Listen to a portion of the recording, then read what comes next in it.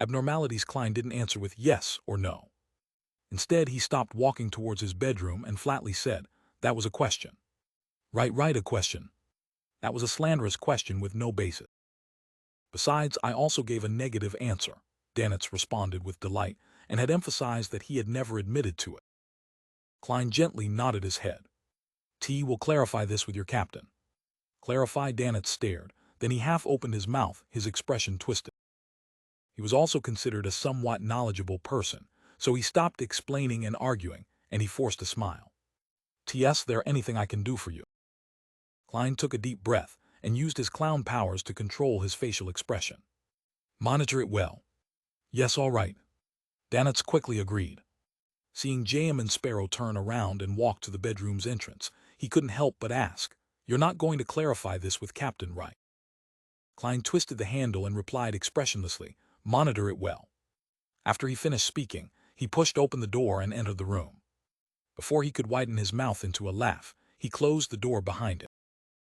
The next morning after breakfast, Klein put on a pair of pantaloons, a thick brown jacket and a cap. He changed his appearance and went out, leaving Danitz alone in the room to watch the radio transceiver. Along the way, Klein changed his appearance again, making himself look more like a native. He found a special store, bought a pair of linen gloves, a shroud, and a body bag. Then, according to the surroundings he had previously witnessed, he scanned the area around him for landmarks before finding the bridge and the girl who had died amid the mud in a corner. As it was still winter, the weather wasn't too hot, and there were no obvious signs of decay from the corpse, but the festering skin and the stench still made Klein instinctively nauseous. He didn't immediately come to bury the girl who wanted to live like a human being last night. Due to the recent events, Bayam was under strict curfews at night, as well as the fact that the cemetery didn't open until dawn. Pulling out a small metal bottle, Klein poured some Quelag oil onto his hand and rubbed it at the tip of his nose. A choking sensation invaded his mind. The smell of peppermint mixed with disinfectant filled his olfactory senses, making him sober as if he had just fallen into a sea of floating ice. He was no longer affected by any other smell. Putting away the metal bottle, Klein put on his gloves, took a few steps forward, and crouched next to the female corpse. He unwrapped the shroud and began to gently move the corpse into the body bag. Carrying the bag over his shoulder, he deliberately walked through the most bustling streets of Bayam until he reached the outskirts of the city. Along the narrow road where horse carriages couldn't pass, he scaled a mountain to its mountainside. There was a cemetery specially prepared by the Church of Storms and the Governor General's office for the native. As for foreigners such as businessmen, adventurers, people from Lone, Intis, and Fainapotter who had settled down here, they had their cemeteries situated on the opposite side of Bayam on a flat and soothing plain with forests backing them. Klein climbed higher and higher and entered the unnamed cemetery, where he found the gravekeeper dozing off. "How do you want to bury him?" The gravekeeper pointed at the body bag. "If you want to do it for free, you have to wait a few days until the corpses in the morgue accumulate to a certain amount. Then they'll be cremated together and buried in the same grave. Of course, there will be priests who will do a send-off for the souls of the dead in advance. 5 solely and he will have an urn and a niche he can call his own. £2 he'll get an urn and a grave with a tombstone. If you don't want him cremated, you'll need a coffin. You can pick one over there. They're priced differently based on the type of wood." Klein thought for a moment, then he took out 5 solely in notes and handed them over. "What's his name?" The gravekeeper counted the notes, picked up a fountain pen, and asked with a good attitude. He didn't actually know how to write words, he just wanted to draw symbols to help him remember.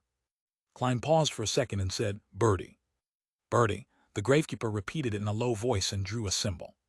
Without looking up, he continued, "She can have an epitaph on the niche." Birdie was a typical female name in the Rorsted archipelago, therefore, the gravekeeper no longer mistook her gender. Klein remained silent for a few seconds, then he said in a low voice, "She is a human being." "She is a human being." "What a strange epitaph," the gravekeeper muttered. "Do you have a picture?" "I know you don't." Before he could finish his words, he saw the other party hand over a photo. It was a portrait that Klein had drawn using a ritual.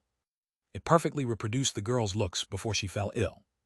In order to not be suspected, he used the corresponding type of paper and some technique to make the portrait look like a real photograph.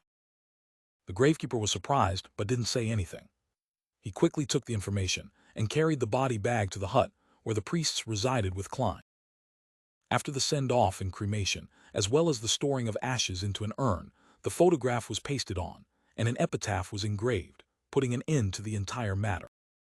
Klein took a deep look before turning around to leave the cemetery. As he walked down the mountain path, he saw Bayam in its entirety. The sea was pale blue, nearing the color of green. It was empty as far as the eye could see. Sails were stacked by the harbor, and the chimneys towered high. The streets were crisscrossed as people came and went. The surrounding estates were densely packed, and there was plenty of greenery. The distant public roads were wide, and the railways were straight. It was like a beautiful oil painting that was produced by a master. It was filled with vitality that was hardly describable. At the top of the clock tower of the Cathedral of Waves, the Church of Storm's cardinal, high-ranking deacon of the mandated punishers, John Cotman, stood at the edge, looking out over the refreshing sea and the mountain range that stretched out along the coastline. The pollution in Bayam was rather low, as the mining and smelting industries were located in other cities on the island. The mainstay here was the spice trade, the brothels and casinos, and the accumulation and transit of goods. It lacked a fully formed industry, and there was a limited number of days needed for coal to be burned for heat. As soon as Sea King John Cotman retracted his gaze, he saw a mandated punisher running up the spiral staircase. "Your Eminence, there's new information." The mandated punisher struck the left side of his chest with his right hand. "What is it?" The well-built John Cotman turned around and asked. The mandated punisher handed over the piece of paper in his hand. "News from within the resistance. They've received a response from Calvatua. They're in the process of creating new statues." "New statues?" John Cotman unfolded the note and skimmed through it. He then turned his head to the interior of Blue Mountain Island, which was covered in a sea of dense forests. After a moment of thought, he said, "Search for abnormalities in the archipelago's sea area." He was certain of one thing from the intelligence, that the mysterious person who had taken away the characteristic left by Calvatua hadn't left the waters of the Rorsted archipelago. This could be determined from the fact that the person could disguise himself as Calvatua and reply to his follower. Meanwhile, John Cotman knew very well that the Bayonder characteristic left behind by Calvatua, who had gone mad before its death, would lead to severe side effects regardless of whether or not it was reduced to a real item. Therefore, it would definitely result in an abnormality in the surrounding area. Moreover, he believed that it wouldn't be easy for the mysterious person to find a proper sealing method. Even if he had found it, there was no way he could control the effects when responding, hence exposing the problem. This was the clue. "Yes, Your Eminence, may the storm be with you." The mandated punisher bowed again. After entering Bayam City, Klein dispelled his faceless power when no one was paying attention. He returned to the Wind of Azure in via carriage. As soon as he opened the door and entered, he saw Danitz sitting in front of the radio transceiver, his expression strange and gray. "Got something?" Klein asked in a low voice. No. Danitz raised his right palm and shook the papers in his hand. My bounty has been raised to 5,500 pounds. This was almost reaching Steel Mavedi's bounty. Because of this, he didn't dare head out to drink or relax. All he could do was stay in the room and listen out for a signal. This rate of appreciation is really tempting. For a moment Klein didn't know how to react, so he said without expression, "This is just the beginning." "Mr. 10,000 pounds. Dog's tea." Danitz cursed inwardly, but he didn't dare to show any disrespect on his face. All of those things were done by Jam and Sparrow. Why did it end up increasing my bounty? Those sons of B.'s from the Church of Storm.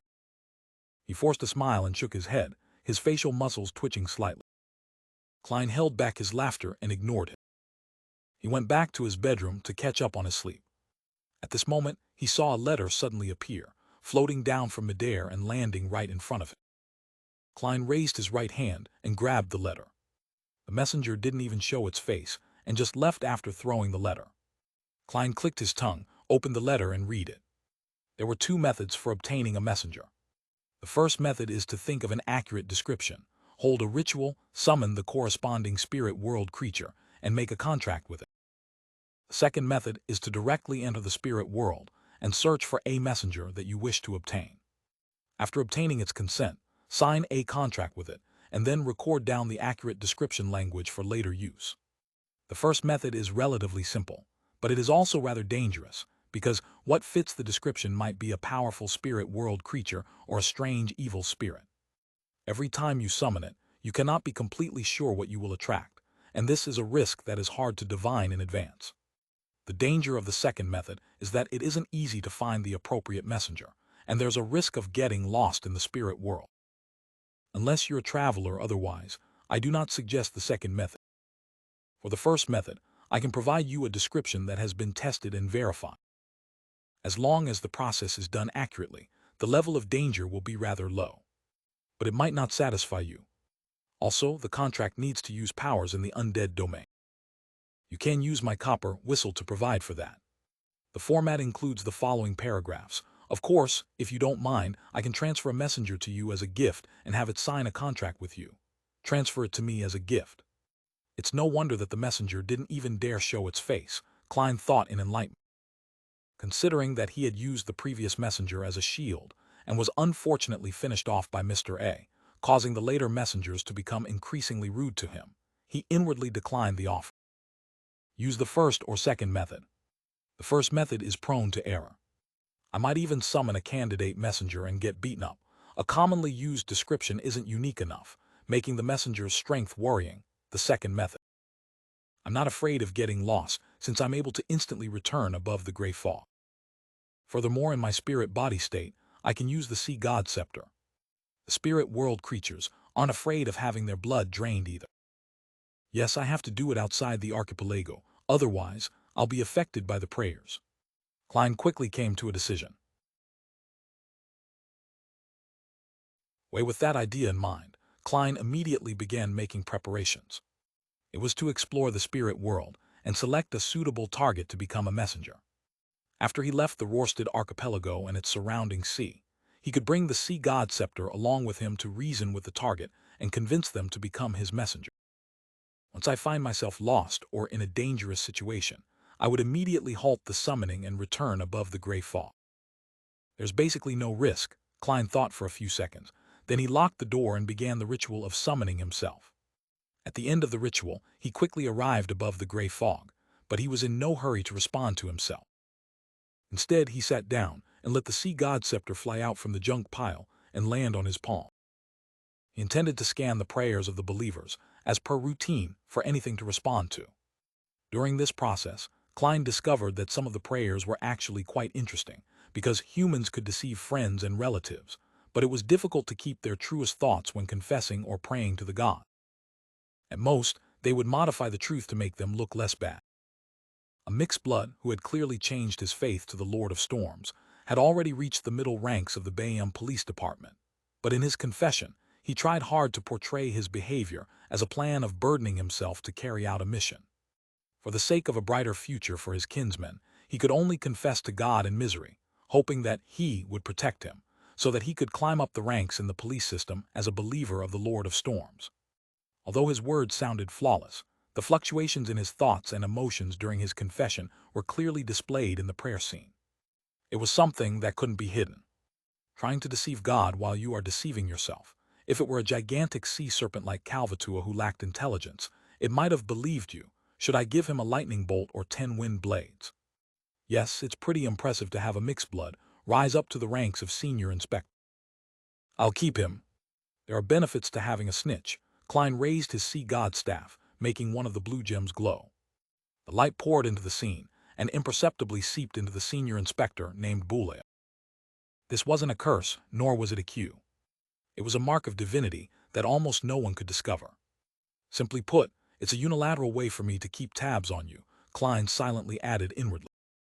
He continued browsing and saw a young believer with slightly curly bronze hair, praying for a man named Zangmo to be caught in a storm and buried at sea. He claimed that Zangmo wasn't pious enough, but the truth was that, as a competing fisherman, Zangmo was always able to harvest more fish than he did. What kind of nonsense prayers are these? The human heart sure is hard to fathom. Klein frowned and mumbled to himself. Then he had a vague idea. For a faceless to engage in real acting, it not only requires a flawless performance in terms of external appearances and habitual actions, but it also needs to maintain the core personality. Not many changes are allowed. As for personality, every person is different, So there must be a difference to a certain degree. By browsing the prayers of my believers, it's equivalent to me realizing different kinds of personalities and mental states without going through the trouble. When talking about the many masks we wear, it's not only about looks. This will be rather important for my subsequent acting as a faceless. It can save me time from figuring things out through accumulated experiences. Klein increasingly felt that acting as sea god was very beneficial towards him. When you are acting the role of a demigod, even if you don't get any feedback, you will still definitely get some considerable benefits. This is a way of gaining experience of being someone of a higher level. Klein perked up, no longer being perfunctory about skimming through the prayer scene. After quickly browsing through one scene after another, his gaze stopped at a merchant named Rao. The businessman praised the miracle of the reappearance of the sea god, and he had indicated that he planned to offer a third of his fortune, worth £20,000, to the resistance, half for military expenses and half for the reconstruction of God's statue. Actually, there's no need to go through all that trouble. Just directly offer it to me, Klein muttered half-jokingly. He thought for a moment, and then he conjured a background of waves and storms with heavy rain and lightning falling together. He responded in a low voice, "You have honored my name by helping your compatriots and companions. The young lambs need help, food, and education." He intended to get Ralph to set up a charity fund with the £20,000 and to seek donations widely from the community to make up for the damage, create a consensus, and help to provide local children with food, clothing, and education under the pretext of governance. As for the military expenditures of the resistance, Klein understood that in a world with beyonder powers, it was very difficult to rely solely on the opposition from the natives of the colony to succeed. Therefore, they needed the help of foreign countries like Fasak and Intis. Funding was undoubtedly needed. Unfortunately, it's not possible to add a line in the Ten Commandments about boldly and confidently seek funding. That would damage the image of Sea God. The resistance shouldn't be thinking about annihilating the garrison troops. They should just focus on destroying the transportation infrastructure and make it more difficult for the Governor General's office to rule, so as to initiate talks. As a keyboard warrior, Klein wasn't lacking in ideas in such areas. He quickly restrained his wandering thoughts and made a divination to see if it was dangerous exploring the spirit world today. After obtaining the revelation that it wasn't considered dangerous, Klein took the Dark Emperor card, naturally changed his image, and stepped into the door of summoning. After entering the real world, he stuffed the mystical items he needed into his body as a precaution. Then, like last time, he used cogitation to sense the spirit world. Taking a step forward, he passed through an invisible curtain as Klein's illusory figure floated up. Round him, red, yellow, blue, green, and other colors were superimposed, like they were like the most abstract oil painting ever. The concept of direction that humans were used to could no longer be used here. If one used the old means of distinguishing direction and one's location, they would definitely find themselves lost. Klein roamed carefully and casually, sometimes seeing a yellow sun like a child's sketch, sometimes brushing past an incorporeal river that flowed quietly. There was also a flat woman with her upper body naked, and a face resembling a smiling moon, a canoe with its end upturned, a tangled ball of thread, and a serpentine staircase leading to the 7 pure lights. In this extremely chaotic world, other than spirit world creatures, all kinds of information existed as abstract symbols. Thus, what one received from a divination process would only be a revelation that required one to interpret it on their own. As for those symbols, there was a chance that they would come to life and become incorporeal monsters. This was the spirit world that couldn't be understood and viewed with common human knowledge. The last time he came in, he had easily discovered spirit world creatures, and he had noticed the creepy gazes from unknown locations that made his hair stand on end. There was the headless woman who carried 4 heads, a round eye with clear blacks and whites, and a giant jellyfish with a skull attached to each tentacle. He had easily encountered all of them back then. But this time, he failed to see a single spirit world creature despite roaming for so long. Even the indescribable figures in the distance had disappeared, as if they had hidden themselves. It can't be that you're afraid of being my messenger, can it? Yes, I entered the spirit world in the form of a soul body. Perhaps the thoughts in my mind will appear in a special, formless manner here, turning into hidden symbols that interact with the spirit world. This then naturally affects my path options. Klein was puzzled, but he couldn't find the reason. All sorts of thoughts flashed through his mind when his body suddenly sank down, and he fell freely. After a while, Klein could only see the vivid superposition of the colors and the various symbols that took physical form. What's going on? He began to consider whether he should write to Mr. Azek and ask him about it, or to throw the radio transceiver above the gray fog and get it tainted with the aura, so that he could contact the magic mirror, arrows. While floating, Klein's heart suddenly palpitated as he quickly dodged to the side. A tinge of yellow and green flashed across his eyes as a giant foot that was large enough to squash his entire body landed, stepping into the interlaced red and blue color spots. Above the sole of the foot was a long, festering leg covered in a yellowish-green liquid. The leg was over 3 meters long, and above it was a huge body that was wrapped in corpse oil bandages. Amidst the solidified aura in the area, the two legs that were filled with yellow-green pus alternated as they rose up. Carrying a body that was difficult to discern, the legs quickly disappeared into the depths of the spirit world. Klein stood at a distance, not daring to make a sound. Finally, he confirmed that he was fine as he grimaced and thought, the spirit world is really scary. You can accidentally encounter a powerhouse just passing by, a powerhouse among the spirit world creatures. Klein shook his head and continued his search. At that moment, he had no idea where in the spirit world he had wandered to. After drifting for a while, he finally found some traces of spirit world creature. Just as he was about to switch from flying forward to descending to his left, he was surprised to find that his body continued to move forward uncontrollably at an accelerating speed. In front of him, the chaotic superimposed colors in the grayish-white mist that filled the area suddenly split open, and a large, purely black 3-masted sailboat leaped in. The boat was nearly 100 meters long, and 3 pitch-black sails were hanging high up like flags. On the left and right sides of the ship, there were cannon muzzles, and all kinds of sailors were running around on the deck. All of this was so real, so substantial, and so out of place when it came to the spirit world as a whole. However, as the ship entered the spirit world, its black color quickly turned richer, tainting itself with an ethereal vibe. On its deck stood a mottled stone chair that was 2 to 3 meters high, its back facing the cabin. Leaning against the chair's back, a colossal figure that was comparable to an ancient giant sat there. He had a black beard that went just past his neck, and he wore a tall, pointed crown on his head. He wore a gorgeous black robe with silver fringes. The wrinkles on his face looked hardened and filled with magnificence. It made one subconsciously wish to bow their head. Under the slightly wrinkled forehead and on the high nose bridge, Klein's pitch-black full-body armor and black crown were reflected into those 2 dark red eyes. As for Klein, he was having trouble stopping his slow flight toward the giant. Their gazes met among the layers of colors and symbols in the spirit world, and then Klein disappeared. The giant on the mottled stone chair didn't withdraw his gaze as he continued staring over in a long silence. Gets fleeced above the fog, Klein took out the Dark Emperor card that he had fused with his spirit body and instantly reverted to his original form. This is called a one-click gear swap. He mocked himself as he recalled what had just happened. He was almost certain that the giant wearing the sharp crown was king of the 5 seas, Nas Solomon. The 100-meter-long sailboat that could sail through the spirit world was the ghost ship named Dark Emperor, which was built by the ancient Solomon Empire. I've always thought that a ghost ship simply means that it can sail on its own and wouldn't sink, making it closer to a strange creature. I never thought that the most powerful ghost ship would be able to turn itself incorporeal and wander through the spirit world. That makes it almost a demigod, right? As expected of the most famous Dark Emperor on the 5 seas. Yes, I can't eliminate the possibility that it sacrificed a traveler during its creation process, for one of the most famous legendary treasures, the Spectre Empire, which carries the final inheritance of the Trunsost Empire.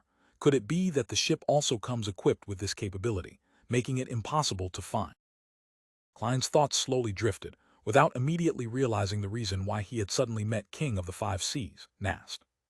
This was very obvious, the law of convergence of Beyonder characteristic. Although the Dark Emperor card didn't contain any Beyonder characteristics, Roselle had added or carved something onto the card when he made it. It allowed the wielder to use the card of blasphemy after they advanced to a high-sequence Beyonder, to subtly sense the Beyonder ingredients that they needed. There was no doubt that such a sensation was mutual. As one sensed the other would naturally sense them too. As for the wielder, they would appear to approach a certain fate before they crossed that step into becoming a demigod. This was something Klein was deeply aware of. He ultimately suspected that the existence of the gray fog had brought together certain beyonders or supernatural events to him. Traveling with the Dark Emperor card in the spirit world makes it easier for such situations to occur. This is because the real world needs to abide by many rules. Even the fate from drawing lots needs to abide by logic, developing bit by bit. It doesn't make sense for me to use the Dark Emperor card in Backland, and for the King of the Five Seas, Nast, to immediately appear in front of me with the ghost ship. Even if he sensed the attraction force, he would have to go through the process of locating me, and through the process of traveling through the spirit world, take hours or even days to arrive. If he didn't sense it, he would only naturally think of sailing towards the Sanya Sea and head closer to the borders of the Lone King. In that case, it might take months before we bump into each other. By being in the spirit world, things are simple. There is no concept of distance or direction in there. Locations and distances are all extremely chaotic. Perhaps the King of the Five Seas, Nast, might have wished to go out on a spin in the spirit world, but he ended up seeing me pass by the moment he entered. This doesn't need to abide by any restrictions or limitations on geographical locations, Klein thought as he wrapped the corner of the modeled table. In addition to this, he was certain that the reason why he was thrown uncontrollably towards the Dark Emperor and at King of the Five Seas, Nast, wasn't because of the law of convergence of Beyonder characteristics. The effects of the law was only reflected in fate, perception, and desire, nothing too exaggerated. Otherwise, there wouldn't be high-sequence Beyonders. All of them would be involuntarily drawn by the uniqueness of their respective pathway. Klein could sense that it was a type of Beyonder power that twisted and strengthened his intent to move forward, resulting in him being unable to stop. This is a very simple analysis. Even if I had thrown out the Dark Emperor card at the time, I wouldn't have been able to stop. This is a lawyer, which is a Beyonder power wielded by the Dark Emperor pathway. Klein leaned back in his chair and decided not to use the Dark Emperor card anytime soon. This meant that he was unable to roam the spirit world in search of a messenger. If he hadn't brought the Dark Emperor card and had used his main body with the Sea God Scepter, he would appear in the spirit world, which was filled with all kinds of revelations and information. He would inevitably leave many clues and could be divined about at any time. In terms of anti-divination and anti-prophecy, Azek's copper whistle couldn't be compared to the Dark Emperor card. If I were to really do that, I might meet 10 people who know that I obtained the Sea God Scepter. When buying a beer at the bar, of course, it was taken by Klein Morty, so what has that got to do with me, J.M. and Sparrow? Klein shook his head in a self-deprecating manner and decided to use the ritual method to get a messenger to respond. He could find something more suitable later on. After he covered the Dark Emperor card, his figure disappeared from the mysterious space above the gray fog. Early morning, Bayham. Alger prepared to take a carriage out of the city and take a detour to a private harbor behind the cliff. That was where his Blue Avenger was docked and waiting to set sail. As a disguised pirate captain, he couldn't dock so openly at the main port of the City of Generosity. That would be sufficient proof that he had close ties with the authorities. It was the same with the other pirates, who had to consider their berth in advance before coming to Bayham to sell their loot or gain enjoyment. They either went to small port in the surrounding waters, or to private port controlled by someone with a deep background or by the resistance. Finally, there are no more missions. I can go out to sea again. I need to first obtain a mystical item that can increase my strength and also square my accounts.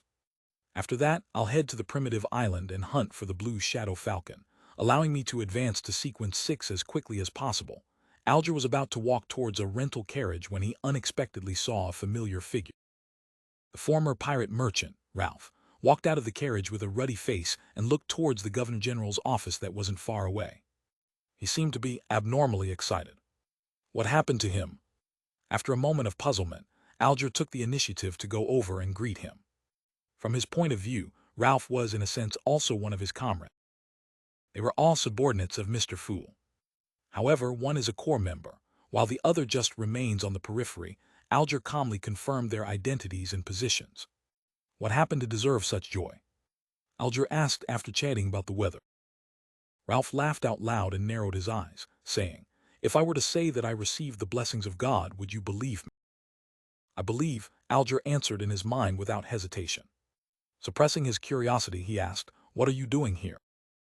Ralph was about to answer when his eyes suddenly lit up.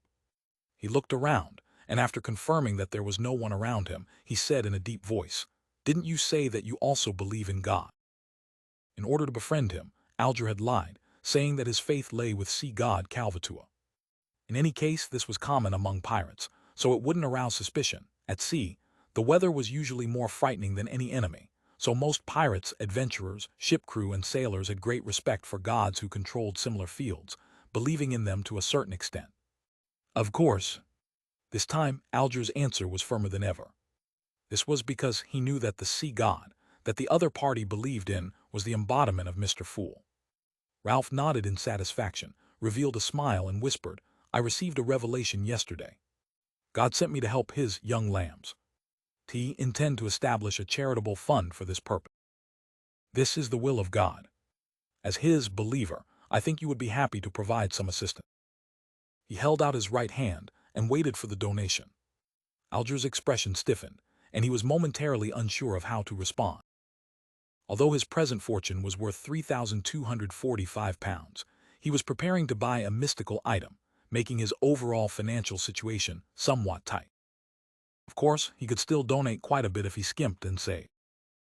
If the sea god was still Calvatua, Alger, who claimed to be a believer, wouldn't have hesitated to find an excuse. But now he had to seriously consider the deeper motives of Mr. Fool. Noticing Alger's reaction, Ralph's eyes darted schemingly before he said, "We want to help children who are suffering from unnecessary discrimination because of their bloodline. They live a hard life, and it is hard to see any hope for them. There are pure-blooded natives, as well as mixed bloods." Alger was silent for a few seconds, then he pulled out a wad of cash. "Here's £100. Ralph took it and said with a smile, "Your kindness will definitely be rewarded. God will protect you." The door slanted over the entrance to the warehouse. Klein prepared the summoning ritual for the spirit world creature, and was surrounded by the hallucinatory scent of herbs and essential oil. He was afraid that there would be some kind of accident if he held it in the inn, and although it might not be risky for him, it might end up harming the other occupants. Therefore, he went back to the abandoned warehouse where he had gave a sacrifice to Calvatua. As for Danitz, having his bounty raised to £5,500, he was very proactive in asking to stay in the suite and monitor the radio transceiver. "The procedure is to light the candle that symbolizes me, and to use a verified incantation to summon the appropriate spirit world creature as a messenger." Dolly Simone's three-line description and the various incantations provided by Mr. Azek went through Klein's mind. When summoning a spirit world creature, the first sentence needed descriptions such as "wanders about the unfounded" and "roaming in the upper realm." Only by doing so could it accurately point to the spirit world. The suffix would clearly indicate that the spirit body was being summoned, and that it was a creature that had a corporeal body. The second and third lines were an accurate description of the creature, but due to the restrictions of the format, one couldn't use too many words to pinpoint a creature. Therefore, it was difficult to predict or divine what would ultimately be summoned by the ritualist. In this sort of situation, using an incantation previously used by others implied a much lower risk. Then, after signing a contract, the description of the third sentence, "the messenger that belongs to whomever," or "contract companion of whoever," could be made, allowing the three-line description to accurately summon the corresponding messenger. "Yes, my messenger has to run very fast. Otherwise, it might be killed by some malicious creature in the spirit world, resulting in the loss of important letters." Klein's mind raced, and he came up with a clear plan. He took a step back and said in ancient Hermes, "I summon in my name, the spirit that wanders about the unfounded, the friendly creature that can be subordinated, the creature whose speed surpasses imagination." Whoosh! There was the sound of wind, tainting the candles to a dark green and turning the surroundings cold and creepy. Klein saw a blurry figure rush out, too fast for him to see anything. After that, he couldn't find the fellow ever again. "That's way too fast. Did it already circle the planet several times, or maybe it's still there? But it's too fast for my vision to keep up." Klein's mouth twitched, deciding to wait a few seconds to see if the creature whose speed surpasses imagination would appear again. He wasn't worried that the summoned spirit world creature would harm the innocent, as one of the descriptions was of a friendly creature. Besides, as long as he forcefully ended the summoning and stopped the ritual, the creature would be immediately sent back to the spirit world, no matter where the creature whose speed surpasses imagination went. A few seconds later, Klein inhaled after failing to see any response from him waiting. He said with ancient Hermes, end this summoning in my name. The chilling air around him instantly vanished as the swirling cold wind died down, and the candle flames returned to their normal color. Klein stepped forward and extinguished the candle, intending to revise the last sentence and try again. As for the two phrases, the spirit that wanders about the unfounded, the friendly creature that can be subordinated, he had no intention of changing them. The first sentence was directed at the spirit world, and it could only be replaced with synonyms, so it didn't matter if he changed it or not. The second sentence was a prerequisite for Klein to ensure his own safety. Otherwise, it would have been a horror story instead of a hilarious one. I don't need to use surpasses imagination as an adjective, but others might not meet my needs. Perhaps I can change my train of thought. A messenger doesn't have to run that fast. A normal speed is fine. There are other ways to ensure safety. I just need to get malicious beings to ignore it and neglect it. I'll try a spirit world creature that's easily neglected. After 2 or 3 minutes of deliberation, Klein held a ritual again. When he was done with the preparations, he chanted a new incantation. Summon in my name, the spirit that wanders about the unfounded, the friendly creature that can be subordinated, the being who is easily neglected. The interior of the warehouse became abnormally quiet. There was no wind, nor did it turn cold within the wall of spirituality. Even the color of the candle remained unchanged. Klein waited, watching, hoping for a good messenger. After about 10 seconds, he sighed and looked around. There's nothing. The description was of no effect this time. He didn't wait any longer and followed the procedure of ending the summoning and extinguishing the candle. To his puzzlement, the candle flame even shook a few times in the end. Did I miss something? Klein frowned, and then he relaxed, throwing the matter to the back of his mind. He reconsidered the question of how to modify the description and continued targeting the third sentence. I'll switch to another train of thought. If a messenger is especially good at enduring scuffles and has great survivability, it's still okay. No matter what, a messenger that can deliver the letter to the target is a good messenger. Klein pondered for a moment. Then he held the summoning ritual for the third time. Amidst the fragrance of herbs and essential oils, and under the dim light of the candlelight, the shadows on his face darted about as his mouth gaped open and closed. Summon in my name, the spirit that wanders about the unfounded, the friendly creature that can be subordinated, an extraordinary creature who has extremely high survivability. The flame of the candle flared and stretched, illuminating the bright red interior of the altar. In Klein's spirit vision, white bones drilled out from the ground, overlapping to form what looked like a safe. I've finally summoned something I can see. Furthermore, it's a creature with extremely high survivability. It looks very much like a safe. Just one look is enough to tell that it's good at taking a beating. Klein breathed a sigh of relief and spoke in the ancient Hermes. Are you willing to be my messenger? The skeletal creature that looked like a safe quickly indicated its willingness. Then it wriggled the bones beneath it and crawled toward Klein slowly, very slowly. It took 10 seconds to crawl a centimeter. This is way too slow. Klein's smile froze on his face. Although messengers completed their mission by traveling through the spirit world, that didn't mean that they didn't need speed. Within the spirit world, distance and orientation were chaotic. The most important thing was to find and lock onto a location. As long as an accurate, clear, immediate coordinates were provided, such as the summoning ritual just now or a simplified ritual that involved blowing a whistle, then no matter where the messenger was in the spirit world, it would immediately appear within the altar. When the location wasn't that immediate and only had a contractual connection or a previous anchor point, the messenger needed to spend time to distinguish the location, roam the spirit world, and search for the target. This required a certain amount of speed. If it were to deliver the letter, the recipient might not even receive it by the time they die, Klein helplessly thought as he looked at the slowly crawling skeletal creature. He let the smile reappear on his face. After some careful consideration, I think it's best I don't trouble you. Thank you for your willingness. The creature made of illusory white bones stopped. Compared to before, it appeared as though it hadn't moved at all. Klein quickly canceled the summoning and rubbed his forehead. He was a little depressed and had decided to abandon himself to despair. He decided to use a less troublesome method to find messengers, which was public recruitment and interview selection. After taking a deep breath, Klein calmed his mind and began the ritual seriously. Looking at the candle flame that was quietly burning, he took a step back and said, I summon in my name, the spirit that wanders about the unfounded, the friendly creature that can be subordinated, a unique being that is willing to be my messenger. Whoosh!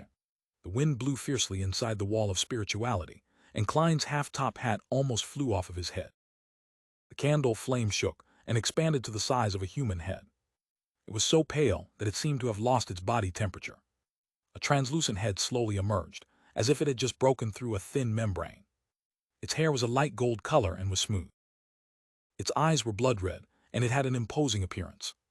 Looks a little familiar, Klein silently muttered. The head had fully shown itself, but what followed wasn't its neck, but an illusory hand that held the end of the head's hair. Behind the palm were complicated patterns, but the color of the cuffs was dark. The summoned spirit world creature appeared at an increasingly rapid speed, and soon it was before Klein in its entirety. It was indeed a familiar person. It was the headless woman that Klein had met standing at the top of a castle, while he was on his way to Calvatua's ruins at the bottom of the sea. She was no longer as large as a castle like she was before. She was now a tall, ordinary woman. Of course, there were still only cuts on her neck and 4 identical heads in her hand. "Did you summon me?" The headless woman in the complicated black dress stood there quietly. Her 4 drooping heads spoke one after the other in ancient Faceac. She can directly communicate through words. The level of this spirit world creature isn't low. I remember you having a castle. You're already a property owner, so why are you applying for the job of a messenger? Klein sighed with emotion and lampoon. Then he looked down at the candle behind the headless woman. He was disappointed to find that no other spirit had emerged. He had originally imagined that many spirit world creatures would be willing to be his messenger as they swarmed over, having to form a line to be interviewed. In the end, only one had responded. It should be a problem with the summoning ritual itself. It's considered a relatively simple and basic summoning ceremony, so it's impossible to summon multiple targets at once. Klein looked at the headless lady and solemnly nodded. Yes. Without waiting for the other party to speak, he added another question. Can you roam the spirit world at a relatively fast speed? How good is your survivability? The head which the headless lady lifted answered, yes. Not bad. As she spoke, she floated upwards and then quickly descended, displaying her speed. Klein decided to stop making attempts, which led to unknown results. He asked in a serious manner, are you willing to sign a contract and become my messenger? The headless woman's dress fluttered slightly, and her 4 heads with blonde hair and red eyes nodded at the same time. Yes. Every time 1 gold coin. A gold coin for each letter sent. Mr. Azek didn't mention that spirit world creatures have such hobbies, right? He mentioned that when signing a contract, persuasion and communication are key factors. Does this mean that this is a form of persuasion and communication? Klein was surprised and wanted to cancel the summoning immediately. Wait a minute, I might not need to be the one paying for it. Whoever summons the messenger pays for it. Maybe when our communication improves, there would be the option of paying on receipt. After some thought, Klein agreed to the other party's request. Okay, let's sign the contract. He picked up a dark red, round fountain pen and yellowish-brown goatskin parchment that he had prepared earlier, and he quickly wrote down the contract in the language which could stir the forces of nature, ancient Hermes. The format and terms were described in detail in Azek's letter.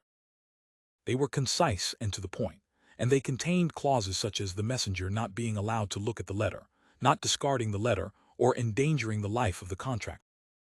Of course, if the contents of the letter were related to the messenger had to be informed in advance. In addition to these, Klein added a clause to send 1 gold coin for each letter, specifying that it could be borne by the contractor or by the receiver of the letter. In order to ensure the effectiveness of the contract, the final part used the honorific name of the deity in charge of this domain. It was an undead contract, and normally it meant using Death's honorific name, but Death had long perished with no response from him. Hence, Azek mentioned that it could be replaced by using the description of someone high in the undead domain or the underworld itself, but the binding force wasn't that strong. Without a doubt, Klein chose the underworld, which had a close relationship with the big shot. The home of all death, the hell hidden deep within the spirit world, the witness of the decay of all living things, one that solely belongs to the kingdom of death. After penning these 4 sentences, the yellowish-brown goatskin parchment began to burn with a green flame, illuminating the gloomy surrounding. After he was done with the text, Klein took out Azek's copper whistle, placed it on the goatskin, and wrote his current name, Jamin Sparrow. This didn't necessarily require a real name, because his aura would enter the contract. The name was only used for summoning, which was to say, using the messenger that belongs to Jamin Sparrow worked, but the contracted creature of Klein Morty wouldn't. When Klein finished signing, the goatskin floated up, carrying Azek's copper whistle and the dark red fountain pen, and flew to the headless lady. The headless lady held the head with golden hair and red eyes, let it bite down on the fountain pen, and wrote her name, Reenet Tynekir. The green flames quickly gathered together, wrapping around Azek's copper whistle and the yellowish-brown goatskin parchment. A few seconds later, the goatskin was reduced to ash, and the copper whistle fell into the palm of Klein's hand.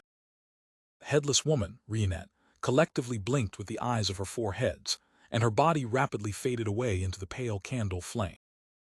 After the contract was made, Klein no longer needed to undo the summoning. He could do it with his own will. Phew, I finally have a messenger. The spirit that wanders about the unfounded, the friendly creature that can be subordinated, the messenger that belongs to Jamin Sparrow. Well, when there's an opportunity, I'll get an artisan to create something like the copper whistle, so that I don't have to summon my messenger every time via a ritual. Klein cleared up the mess in a rather good mood. Over the next few days, Bayam gradually returned to normal, but Danitz still hadn't been able to receive any telegrams from Admiral of Blood's pirate crew. On Sunday morning, he flipped through the newspaper and suddenly lowered his voice as he said to Klein, "There's a Bayonder gathering tonight. Want to attend?" Bayonder gathering. Klein thought for a bit, then he nodded and responded, "Okay. I should bring forward to the collection of the supplementary ingredients of the Nimblewright Master Potion. I can also see if I might meet an artisan." He subconsciously started to make arrangements in his mind. Upon seeing Jamin Sparrow agree, Danitz breathed a quiet sigh of relief, unable to contain his joy. For the past few days, having had his bounty raised significantly, he had obediently stayed in the suite to monitor the radio transceiver. He was so bored that he yearned for the evening to arrive immediately. The Bayonder gathering that Danitz mentioned was at the Amorous Leaf Bar, where pirates, informants, and adventurers were active. It was the first choice if one wanted to gather information and buy supply. Dressed in a black coat and silk top hat, Klein followed Danitz through the crowded bar's lobby and into a card room. Under the watchful gaze of several bouncers, he gave the predetermined signal and descended down a flight of hidden stairs to a wide underground area. It's like the evil Dragon Bar in Tinjin City. There's an underground market for herbs, essential oils, ancient books, charms, and all sorts of common mysticism material. However, the difference is that there are also all sorts of guns and ammunition for sale. Klein even discovered antiquated muskets and lead bullets. They also sell fake identity documents and fake seals.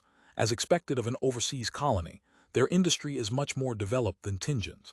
I'll buy a batch of ingredients later to make charms in the sea god domain. There will always be some discounts if I purchase them in large quantities. Klein slightly turned his head from side to side to take in the situation in the underground area. Next to him, Danitz, who was already doubtful about his own disguise skills, had deliberately put on a cap, keeping the front of his cap down to cover half his face. With great familiarity, he led Klein to the other end of the underground market and knocked on the closed door with 2 long knocks and 4 short knocks. Behind the door, there was only a single candle. It swayed on the lampstand on the side wall, scattering yellow light onto the tiny room. Danitz pointed to the long robes, masks, and other items which were hanging or placed on a table, and said to Klein, "It's up to you to decide whether you would don a disguise. You can also choose not to." Klein looked around, his gaze sweeping past the bouncers in the room. "I don't need it. I'm now an informant for the kingdom's military, and the Church of Storms also knows of my identity, so there's nothing for me to be afraid of if the pirates and adventurers have any malicious thoughts about me because of my lack of a disguise, and if they attempt to attack me, Klein suddenly pictured bounty rewards flying towards him one by one. Danitz curled his lips secretly, picked up a black iron mask and wore it. Then he and Klein passed through a dim corridor and into another room under a bouncer's lead. The place was lavishly decorated. The floor was covered with a thick carpet from the southern continent, The walls were decorated with shining lampstands, and the fresh smell of candles could be caught as they suffused with light. Klein glanced around and, without Danitz's help, found a brown leather sofa and sat down on it. He leaned back and crossed his right leg. There were already more than 20 people of various genders gathered. Some were in hooded robes, while others showed their faces. According to Danitz's description in the morning, not all of the people attending this gathering were Beyonders. There were spokesmen for certain factions, as well as adventurers, pirates, and mysticism enthusiasts who wanted to become Beyonder. Time slowly passed in that quiet environment. About 7 or 8 minutes later, the old man who was sitting on a reclining chair straightened his back and crossed his hand. He chuckled. "Everyone, let's begin."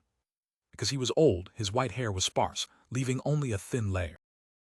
However, his light brown eyes weren't turbid, with them being bright and sharp. The organizer of the gathering, Strongman Azo, a famous pirate in the past, and now the secret boss of the Amorous Leaf Bar. Denitz leaned slightly and introduced the man to Klein with a suppressed voice. He'd actually mentioned it in the morning, but he was afraid that Jamin Sparrow failed to match a name to the face and would later vent his anger on himself.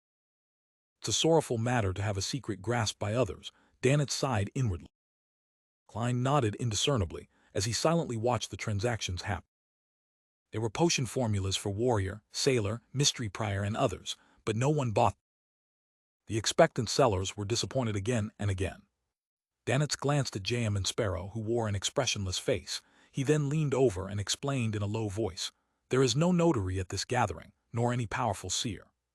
The authenticity of the potion formula cannot be guaranteed. It's too easy to fake such things, and even if people recognize that the formula is fake, the seller cannot be punished because he might be a victim as well. I know this is one of the reasons why potion formulas fail to be widely spread."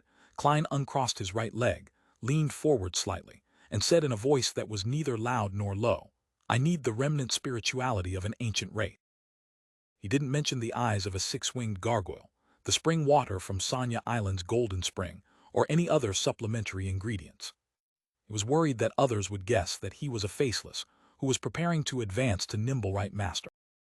When he was in Tingen, Klein had relied on the purchase of supplementary ingredients to accurately suspect that Daxter Guderian was a prospective spectator, and thus he figured out his identity as a member of the Psychology Alchemist. It was impossible to deduce any more from the remnant spirituality of an ancient wraith alone, as many of the rituals in the undead domain would use it. Although Klein didn't disguise himself, he still had to be careful. The room was silent for 2 seconds. Then a slightly hoarse voice sounded. "How much do you need? Someone really has it." Klein controlled his expression and didn't let his joy show on his face. He tilted his head to look at the speaker and saw that he was a man in his 30s who was clearly of native blood. The man's skin was bronzed, but he had a dull luster from chronic malnutrition or a lack of light. His face was thin, his cheekbones protruded, and his eyes were sunken, more white than black. "A small bottle." Klein pulled out a small metal bottle as an example. The thin, dark man was silent for a moment before saying, £500. "That's reasonable." Klein originally wanted to haggle, but he caught a glimpse of Danitz sitting beside him out of the corner of his eye. "I'm Jamin Sparrow, a cold, crazy adventurer." Klein repeated this line 3 times inwardly, quietly took a deep breath, and calmly nodded. "Okay." He took out the large stack of cash he had prepared, and he counted out a sum of £500. The man with the mostly white eyes took out a glass test tube from his pocket, threw it at Klein, and said, "All the spirituality will be gone after a year." He wasn't afraid that the other party wouldn't be unable to catch it, because even if it were to break, it wouldn't affect the material itself. It would only be a matter of changing the container. Klein raised his right hand and accurately caught the glass tube. He saw many phosphorescent spots floating in the tube, and when they touched the glass wall, they would strangely expand, forming a face with blurred features that opened to form a mouth that screamed silently. "It's real." Klein nodded to himself and handed the thick stack of cash worth £500 to the attendant, who approached and handed it to the seller. The trading continued, most of it failing with only a small number succeeding. At the end of the day, the gathering's organizer, Strongman Azo, laughed and said, "I have a request." As he spoke, he pulled out a photo from his inside pocket. "The reward for finding the person above is £1,000, or some other common Beyonder ingredient of equal value." Remember, do not hurt her. 1,000 pounds. This would make most adventurers go crazy. I wonder who he's looking for. To offer such a high reward, not surprisingly, Klein saw that everyone present was willing to give it a try. The picture began to be passed in a counterclockwise fashion, and a few minutes later, it was in Klein's hand. As he casually swept a glance over it, a bit of surprise suddenly surfaced in his heart. The woman in the photo was rather pretty, with bright red hair and a pair of green eyes that resembled emeralds. Her skin wasn't fair, but she gave off a healthy feeling. At the time of the photo shoot, she was wearing a long, lake-colored skirt. Her waist was tightened with a flower-shaped ribbon, making her appear exceptionally slender. Although her face seemed to be smiling, her overall appearance was one of displeasure and awkwardness. A girl with a good family background, who would pay 1,000 pounds to find her. Furthermore, the premise is that she cannot be hurt. A picture of her forcing a smile. Many romance stories with intertwined love and hate flashed in Klein's mind.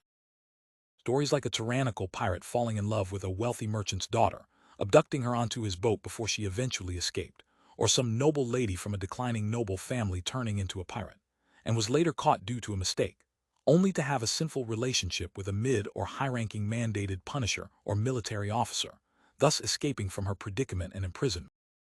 How a newly advanced demoness accidentally fell into a debt of love when giving someone pleasure. Such thoughts flashed through his mind, and Klein almost raised his hand to cover his face. I've read too many novels in my previous life, and I happen to have a trauma because of demonesses in this world. He sighed to himself, looked up at Ozzel and asked, "What's her name?" "Helene," Ozzel answered succinctly, but she must have switched to using a fake alias. "Helene, a typical female inti's name," Klein asked again. "Is there anything she often wears?" "Hair is fine too." This was a medium that could be used to seek her with divination. Klein didn't mention things like recently worn clothes that hadn't been washed, afraid that the employer behind the scenes would throw him a piece of lingerie, making it awkward. Ozzel shook his head. "Nothing. She has a strong anti-tracking ability." "What's her strength like?" another member of the gathering asked. Ozzel said in a serious manner. The employer didn't give a detailed description. It said that she isn't too strong, but she's stronger than A Sequence 9. You don't need to capture her. As long as you determine her whereabouts, you will be paid. Blessing, as long as you can confirm her location, you can receive 1,000 pounds. This is the first time I've seen such a mission. On the street outside the Amorous Leaf Bar, Danitz rubbed his hands together with a hint of excitement. He clenched his fists and hit the tall iron-black gas lamppost, yearning to immediately wander around the city and find the red-haired woman named Helen. To him, 1,000 pounds wasn't a small sum. It was enough to add one more house to his line of properties in Bayonne. It just wouldn't be located in the most prosperous and valuable district. The elf flying carpet he had previously obtained was only around 2,000 to 3,000 pounds, and this was the reward he had gained from fighting dangerous fellows such as Steel Mavetti and Blood Brambles Hendry. It was completely incomparable to the easy mission of finding someone. Klein, who was walking ahead, held a package wrapped in newspaper. They were the charm materials which had cost him 15 pounds. He slowed his pace a little, glanced at Danitz, and spoke without expression. 5,500 pounds. T4. Danitz's excitement froze on his face. Only then did he remember an important problem. In the eyes of the other pirates and adventurers, he was as attractive as red-haired Helen. They didn't need to fight him. Once they recognized him, they could report his identity to the military, the church, or the police, and they would receive a reward worth more than 1,000 pounds. After all, he was already a great pirate worth 5,500 pounds. Searching for red-haired Helen would be equivalent to a lady with a nice figure and good looks entering the Red Theater for entertainment. Dog SHT, Dennett spat out a single word, his face grim, as he stretched out the middle consonant. At the same time, he automatically pulled down his cap even lower. Klein, who had poured cold water on Danitz, resumed his normal walking speed and considered the question of finding the red-haired Helen. The lack of a medium and the necessary information had made it difficult for him to use divination, so he had to consider other methods. Activate my underlings to do an investigation of the entire city. This is something that can only be done by the church, the military, and the police. Even the local gangs would find it difficult to accomplish. Wait, I think I can. I'm not see God Calvatua. I believers are all across Bayam and Blue Mountain Island. I just need to make an announcement, no, a revelation to all my believers, and I can get them to search for red-haired Helene, but would this damage my stand? To do something like that for 1,000 pounds, even a god wants some face. If I were the real sea god, I wouldn't care about this. However, I'm now acting as Calvatua. I have to maintain the dignity of a god as best as I can. Back when Calvatua was on the verge of collapse, it didn't even broadcast a revelation when it was urgently trying to find Letitia and her subordinates. Instead, it only gave orders to his worshippers in the upper echelons. I can change its commandments as part of reconstructing an image, but I can't appear too low class. Well, that should also be a requirement of true act. It would be difficult to organize an investigation just by giving Callat, Edmonton, and the others a revelation. Furthermore, they would definitely magnify the severity of the issue and cause a huge commotion. It would only make things more difficult to deal with later. There's another solution. I can throw the radio transceiver above the gray fog and attempt to contact the magic mirror, Arrows. I'll ask him about red-haired Helene's location. I have to be careful about this. I need to prepare ahead of time and confirm it via divination. I don't want to receive strange telegrams from the true creator or the primordial demoness. Even a glance at it would probably make me go mad. Having quickly come up with ideas, Klein boarded a rental carriage parked at the corner of the street. Danitz pressed his cap and followed closely behind. Returning to the Wind of Azure Inn, Klein took off his hat and coat while saying to Danitz, "If your captain contacts you through a dream, ask for information about red-haired Helene. She probably doesn't know. Otherwise, I would have known this red-haired Helene." Danitz grinned. "I don't know who's looking for her, to be willing to pay 1,000 pounds. His thoughts were whirling, imagining a love story akin to the ones Emperor Roselle had penned. Klein glanced at him and casually mentioned, "I'll do the monitoring tonight." "You're doing it?" Danitz snapped out of his fantasies, wondering if he had heard wrongly. "Yes." Klein nodded.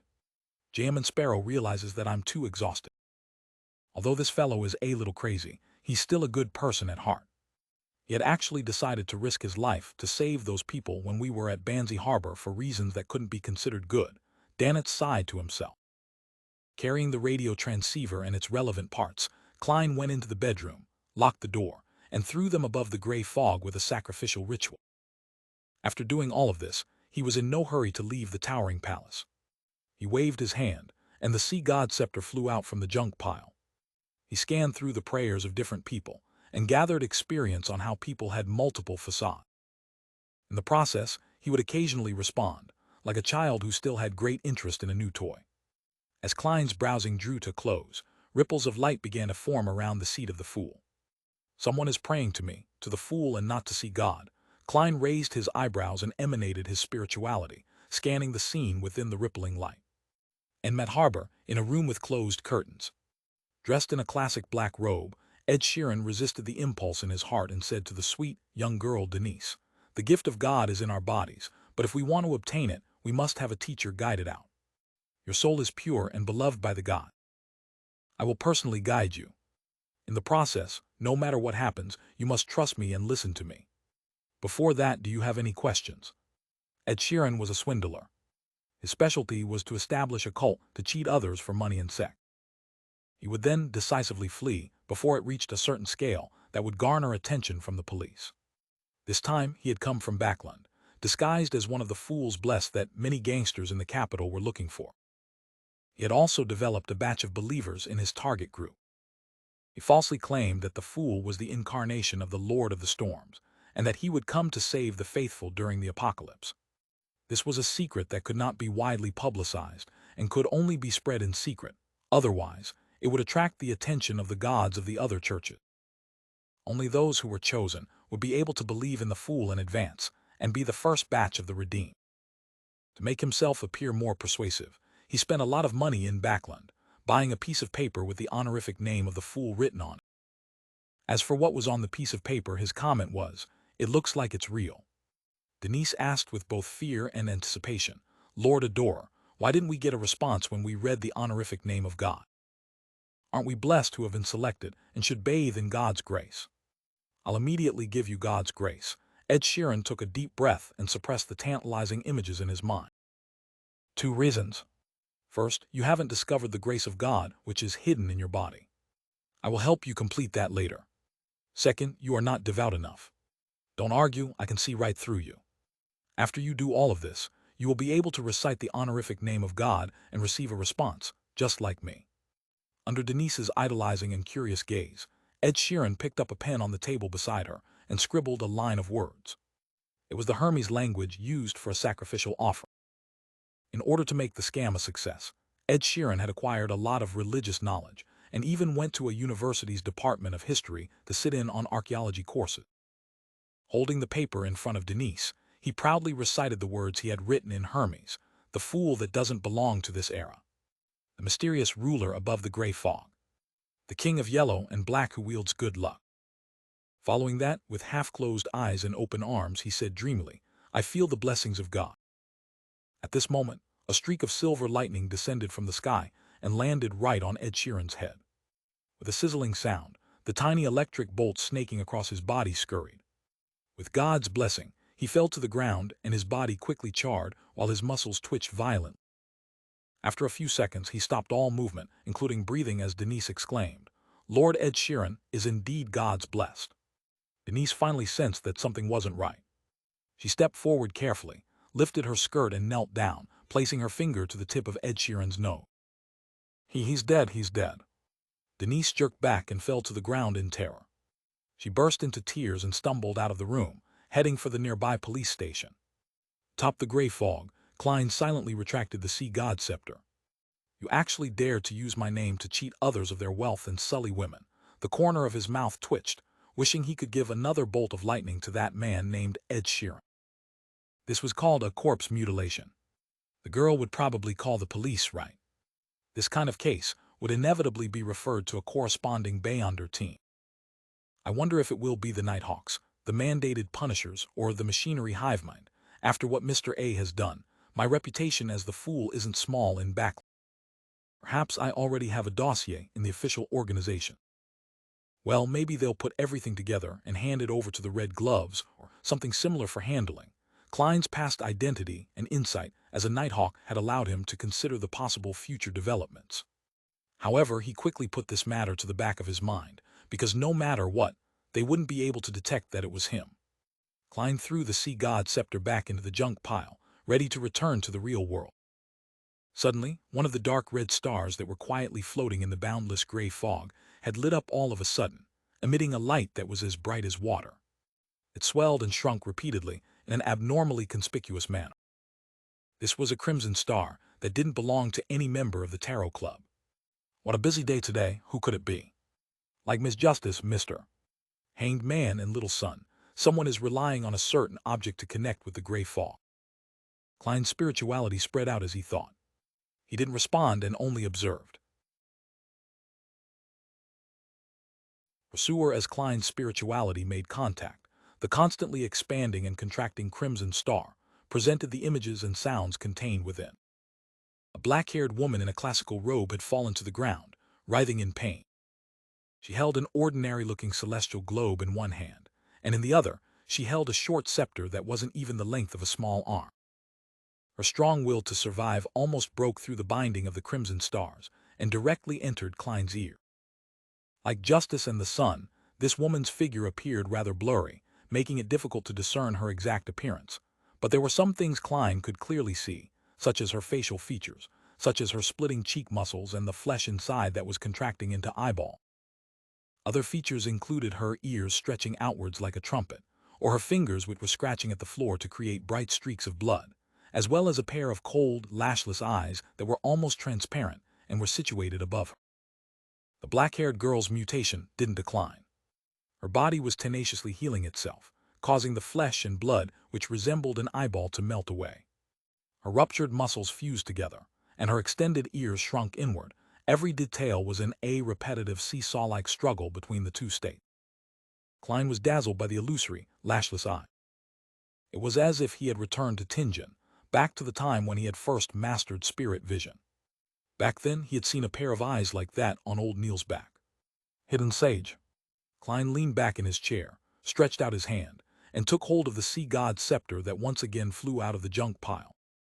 He planned to lend a helping hand and smite those evil eyes with a few bolts of lightning. However, after careful examination, he sharply realized that the black-haired woman's abnormality had stemmed from the crazy ravings that no one else could hear. This was because the source of everything was in her ears, deep within her spirit body, her soul body. It's very similar to the situation when Miss Magician suffers from the ravings of the full moon. Fortunately, I'm experienced. Otherwise, I would have given the wrong response. Klein thought for a moment and thought of a way to save her. It was to pull her spirit body above the gray fog and directly block out the crazy raving. As long as the source of the power was gone, the mutation would be quickly dealt with by the lady's self-recovery power. As for whether she was worth saving, or if she harbored malicious intentions, the current him was no longer as troubled as he was in the past.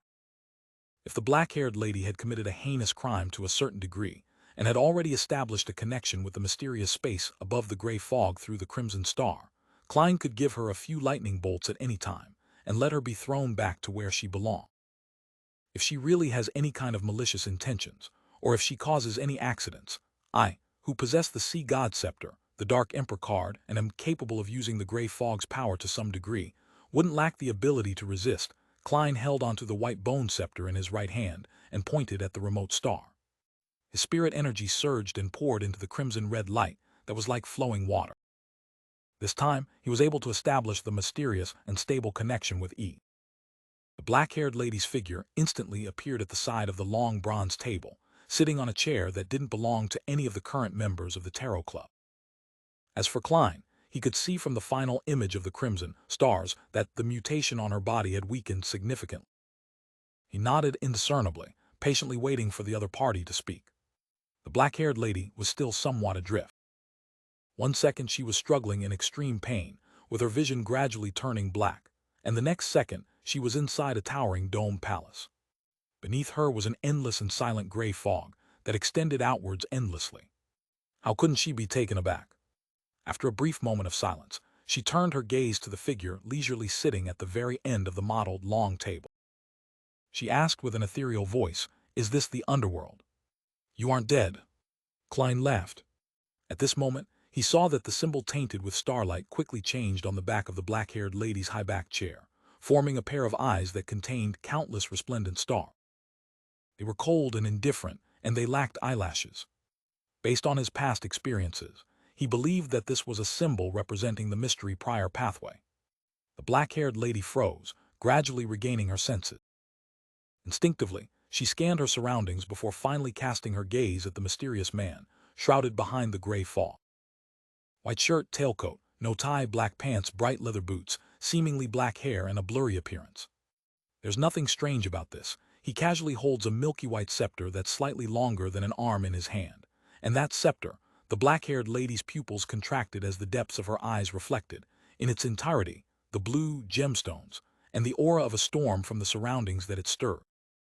Furthermore, there were countless points of light that surrounded it, giving it a holy and majestic feeling.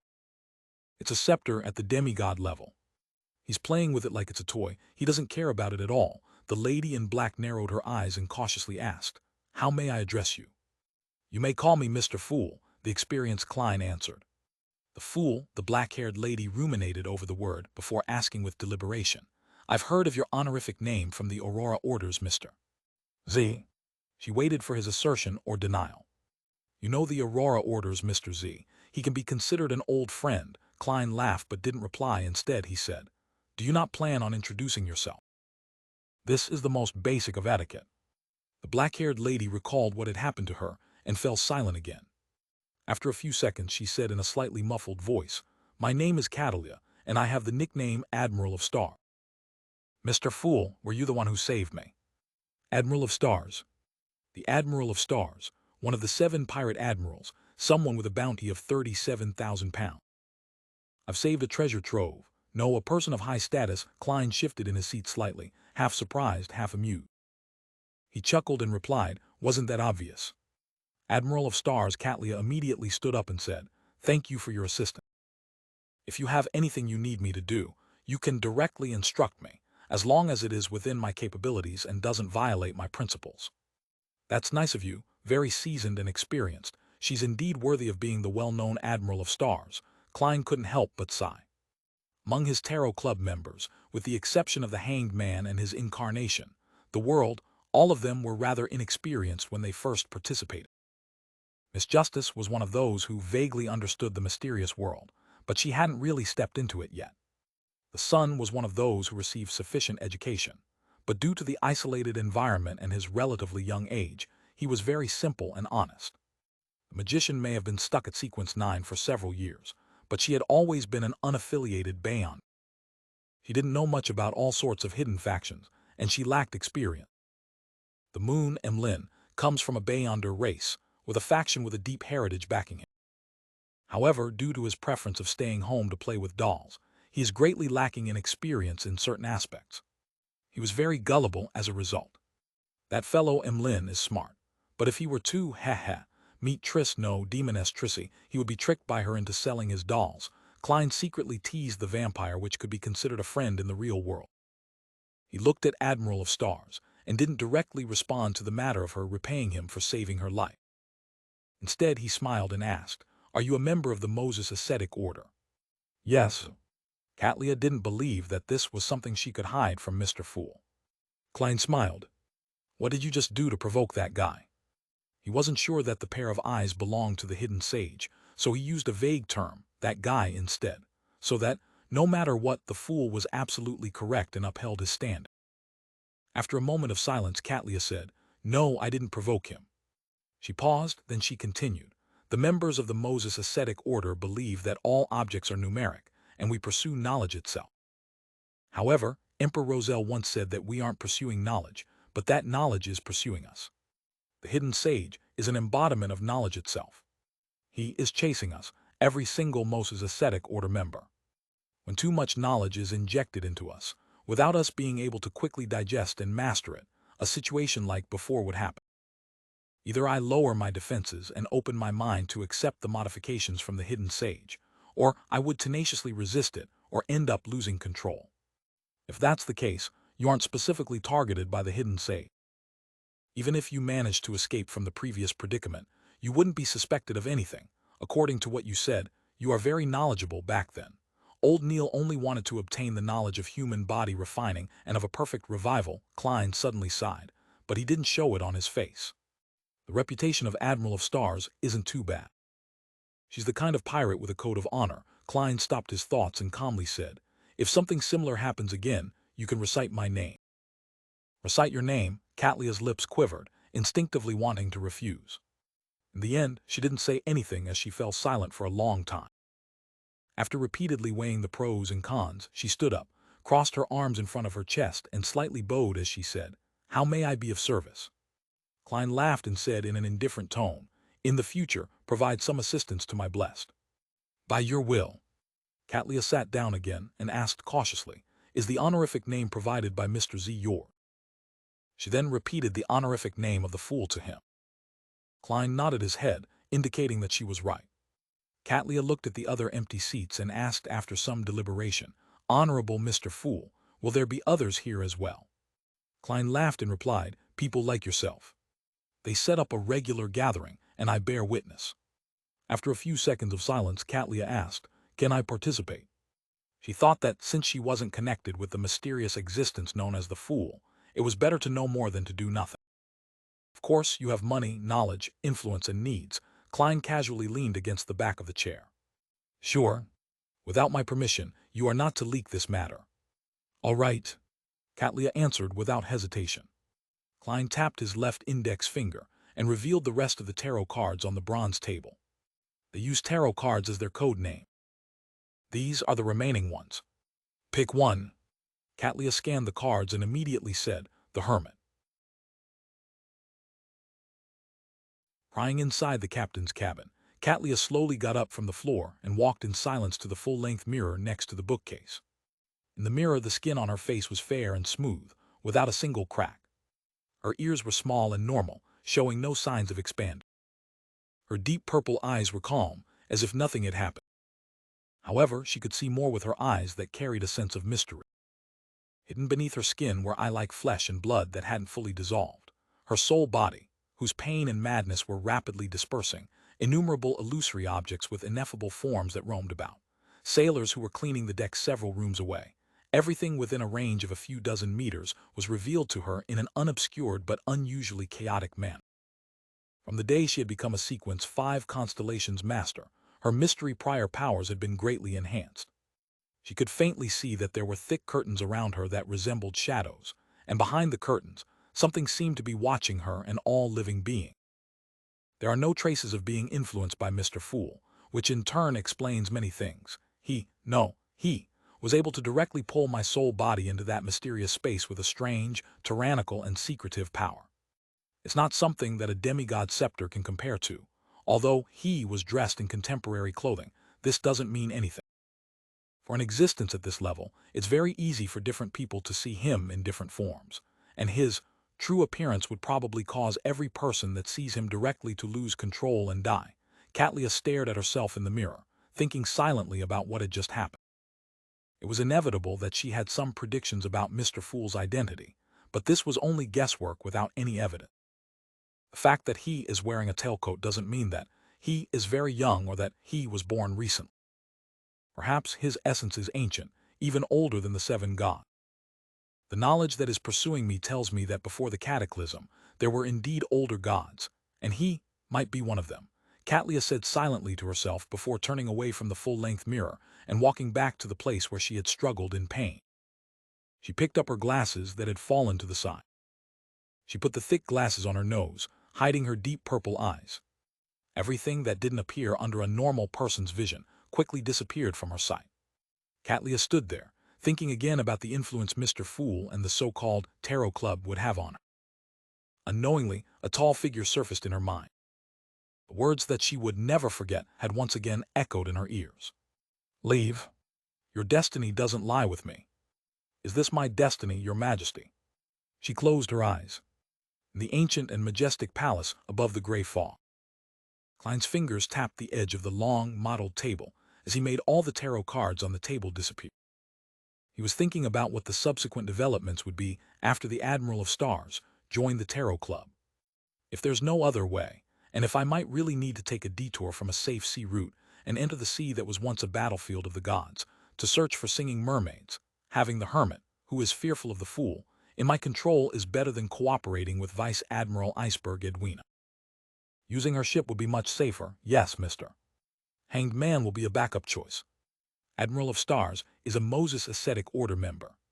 She grasps plenty of knowledge and is very helpful towards the Tarot Club, but it's a latent risk for me. Mr. Fool's image is built on the foundation of being unfathomable. In the future, I have to be more careful. I mustn't answer things I'm not sure of. On matters I'm unconfident about, I'd rather be vague and handle matters like a charlatan. Of course, to fully resolve this problem, I should quickly improve myself and become a high-sequence Beyond. My strength needs to match my level, and my standards need to match that pedestal.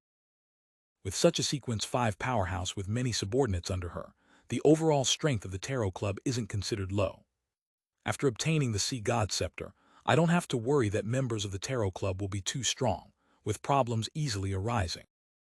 I hope that there will come a day when this member of the Moses Ascetic Order, Admiral of Stars, will be able to play an important role in my revenge against the Hidden Sage. Klein exhaled as he vanished from above the gray fog. Backland, beneath St. Samuel Cathedral. A red-gloved Nighthawk entered the temporary office assigned to them, with a telegraph in hand. "Captain, something happened at Enmet Harbor," he said to Sole Assurer Sost with some excitement. Sost touched the right side of his hair and asked, "What happened?" "There's a new development from the Fool, the one the Aurora Order is seeking." The member holding the telegraph handed the piece of paper over. His answer immediately attracted the attention of several red gloves who were present, including the man with black hair and green eyes, who was taking an afternoon nap with his chair lifted up and his feet on the table. He had covered his face with his hat. Sost took over the telegraph and scanned it before immediately laughing.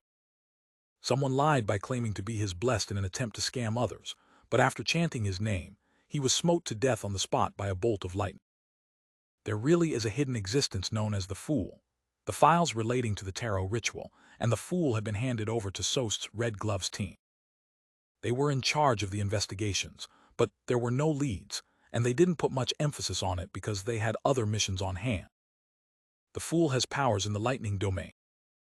Leonard Mitchell removed the black hat from his face. Who knows? If he's the embodiment of some old friend of ours, it's possible to do something similar by preparing a corresponding mystical item. It's not without precedent. This is especially so for the fake gods in the southern continent and the colonial island. Holy Lord of Storms, those cheats claim that the Fool is another manifestation of the Lord of Storm. This might also be why he was smitten to death. So leisurely threw the telegraph aside. Leonard glanced at it, lowered his feet, half-turned, and chuckled. Aren't we going to perform some investigation? Hell, are you going to feign ignorance and recite his honorific name? So sneered. This has a high probability of catching the tail of the Fool, but I will basically be bidding farewell to this world. My digestion of the nightmare potion has been going pretty well, and I just got another good item. There are still plenty of sequences up ahead which are waiting for me. How can I enter into an eternal sleep so soon?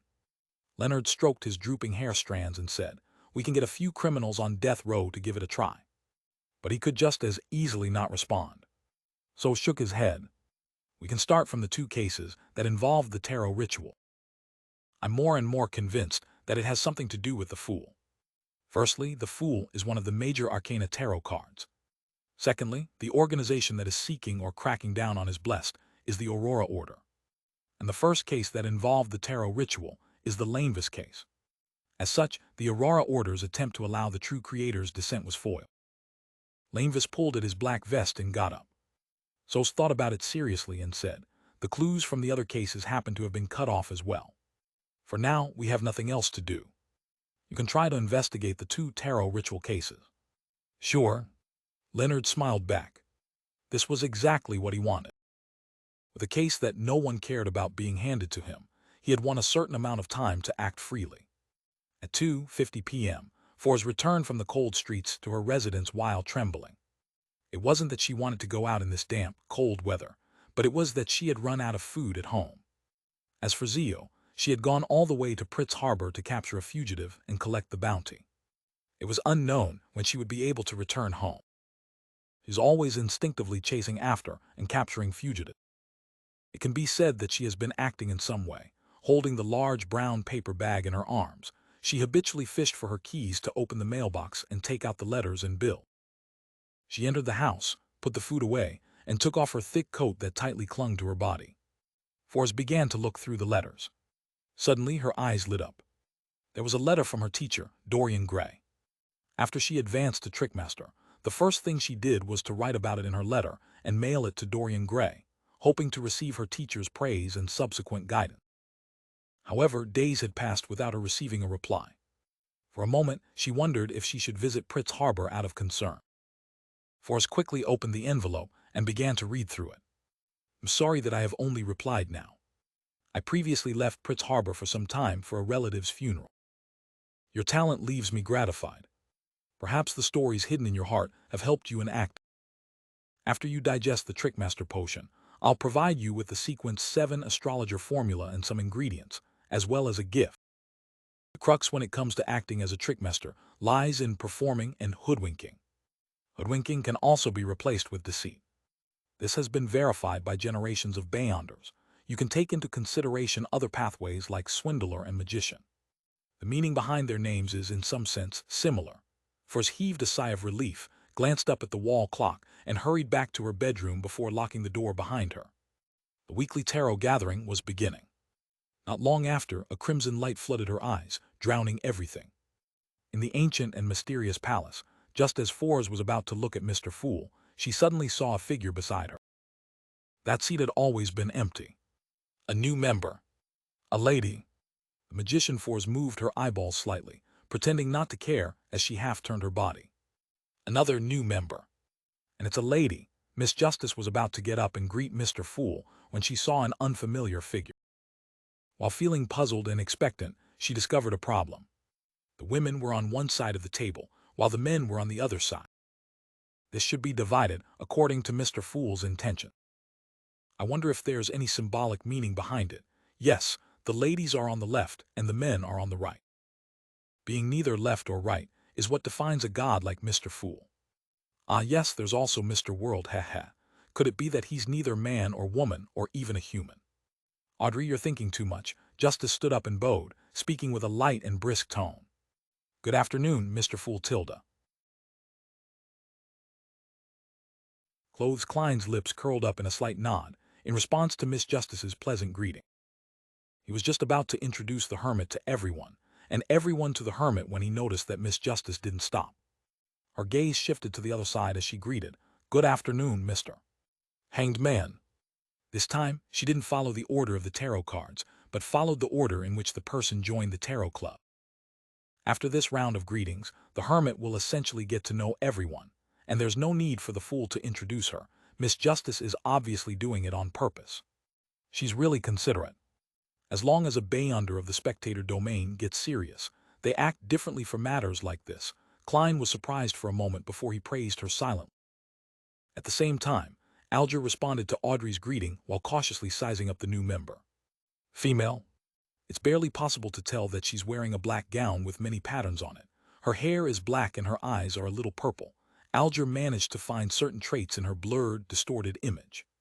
Suddenly, his heart sank as he recalled the scene he saw a few months ago at the pirate convention. Back then, scattered starlight had magically formed a long bridge between the huge sailboat and the palace in the depths of the island. Admiral of Stars Catlia, who was wearing a black classical robe, had walked in midair, carrying a celestial globe and a short scepter by her waist. And the celestial globe resembled the strange, weather bottle that Alger had previously received. The latter had coincidentally shattered after he had been pulled into the gathering by Mr. Fool. Could it be her? She looks somewhat similar based on her attire, but the Admiral of Stars wears glasses. While she doesn't, it cannot be confirmed. It'll require further observation and evidence. Unfortunately, I only saw her from afar and know little. Regardless, I should be careful. When exchanging information, I should try my best to avoid divulging details about my actual situation. The world is Mr. Fool's blessed. Letting him know of my identity is totally different compared to the others. No, the other members. After the matter regarding the sea god, Mr. Fool has recovered a considerable amount of strength.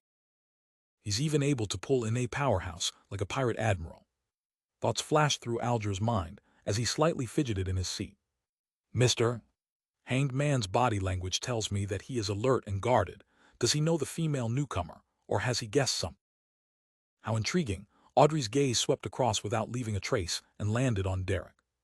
At this moment, Catlia was also carefully and seriously examining the members of the tarot club in the order they were greeted in. The mysterious purple color in her eyes slowly flowed in an indiscernible fashion. Although she couldn't truly see through the blurry concealment of the fog, she could still make out the details of their clothing. The Hanged Man, a man in his prime in his 30s, and has messy hair like seaweed with a rare deep blue color. This is a common mutation seen in the sailor pathway. He's wearing a robe with the patterns of storms and waves, someone from the Church of Storm. Catlia's pupils contracted. She didn't show any abnormality as she continued to observe the rest of the members. The son, a young male perhaps still underage. His attire is rare and has a simple ancient sense of beauty. It's very tight, making it suitable for combat. Is he a beyonder in this aspect? The world, neither an old man nor a young man. He has a gloomy temperament and wears a hooded robe. He has a feeling as though he's not a living person. Is this something similar to Senner or Steel Mavetti? Or some other sequence I'm unaware of? The magician, a young woman, wears a common lone-style dress. Apart from having a trait of languidness, she doesn't have any other characteristics. This kind of person is the easiest to ignore, so she needs to have more attention paid to her. The moon, a young man. He sits very casually. Black hair, red eyes, and wears an Earth Mother Priest robe. There seems to be only one possibility for such a combination. A vampire, as expected. The members of Mr. Fool's Tarot Club aren't that simple. Just a preliminary judgment involves two churches. Catlia withdrew her gaze and met Audrey's gaze. Sensing the other party's intention to ask, she nodded lightly. The hermit. Catlia had spoken in ancient Fasak, deliberately avoiding the more familiar languages of Intis and Loan, as she had done so back when she was communicating with Mr. Fool. And she had noticed one thing. Mr. Fool had previously told her that the time the gathering was being held was at 3 p.m. on Monday, Backland time. Does this mean that the members of this gathering are currently predominantly made up of people from Loan. Catlia made her own judgment. Justice. Audrey smiled faintly in return. Good afternoon, ma'am hermit. She had noticed what the hermit had been up to and had summarized the person's traits in her heart. She's a very cautious woman who has rich experience in the Beyonder world. She's quiet but not introverted, and she's very confident in her observation skills or certain abilities related to her eye. Furthermore, her clothing style and the short scepter hanging at her waist indicates that her sequence pathway leans towards mystery. This requires confirmation. Perhaps it's just a hobby. At the same time, Catlia also managed to clearly make out Miss Justice's clothing. She wears 2 hanging earrings, and the earrings are small and exquisite, inlaid with very high-quality emeralds which accentuate her emerald green eye. They're obviously worth a lot. The necklace around her neck looks unique. It's lined with diamonds that are quite difficult to count, but it's nothing ostentatious. Her milky white dress is simple yet beautiful. It's tailored to be elegant and befitting of her status, like the work of a stylish designer. As she went through the details, Catlia couldn't help but close her eye.